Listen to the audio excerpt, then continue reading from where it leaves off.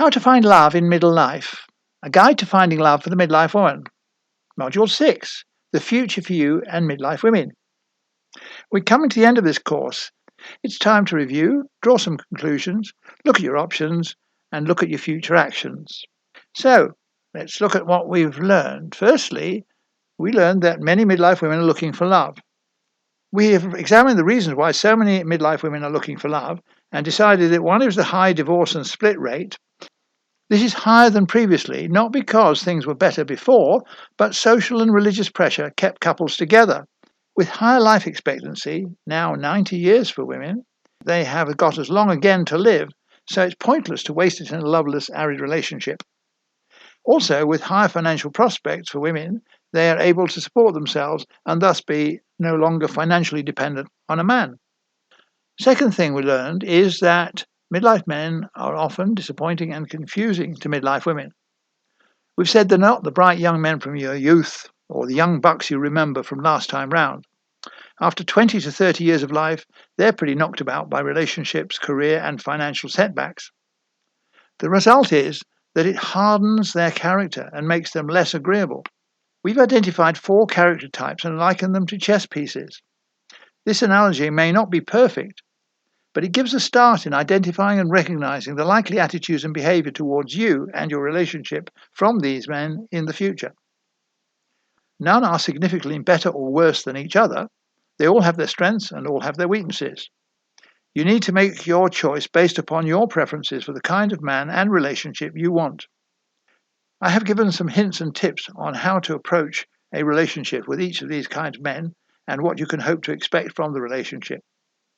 Conclusions. Well, the first one is there are few, if any, perfect midlife men, and this dispels the myth of the knight in shining armour, which we were all led to believe would come along and sweep us off our feet.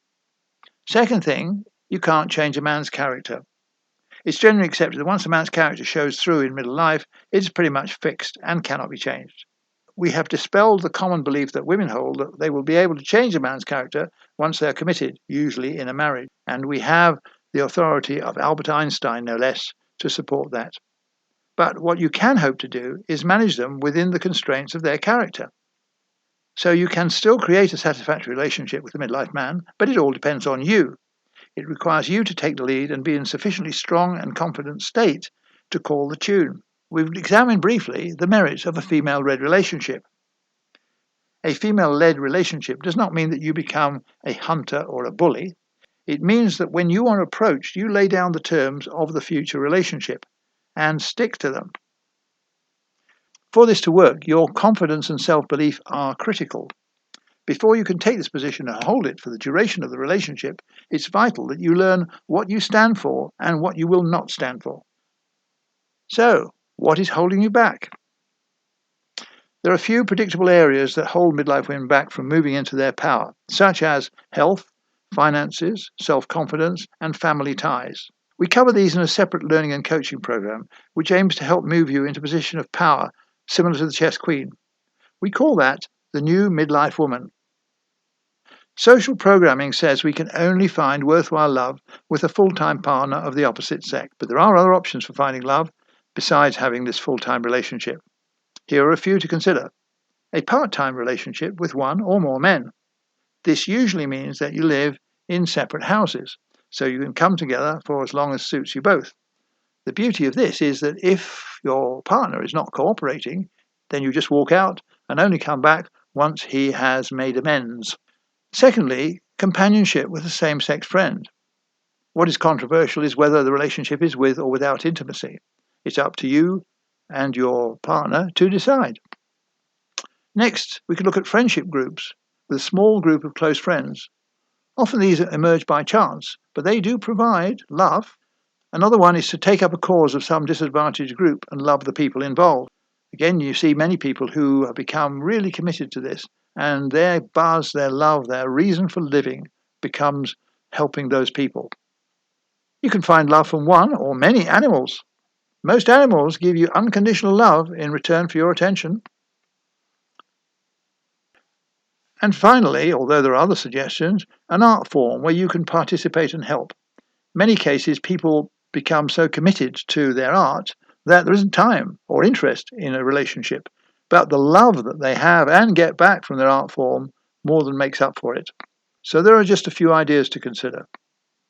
Meanwhile, don't forget there's a big difference between women and men, and that is that men compete with each other, but women cooperate with each other. If you can find groups of women who you can join and contribute to, you will find that goes a long way to filling the gap of love in your life. And it may be, when you get busy with one or more of these, you will find that a suitable partner may well turn up. In the meantime, you can join the New Midlife Woman community on Facebook, and from there learn about other groups and activities which can help you on your journey to create the lifestyle and love style you want for the second half of your life. Another option is to buy my book and find out why I think we have reached the point we have in gender relations, and a lot more besides. So here we are at the end of the course. I would love you to visit me on my website. Thank you for doing the course, and I would love to hear from you about how you have found the course and anything else you think I might be able to help with. Any links that I've referred to are included in the accompanying document.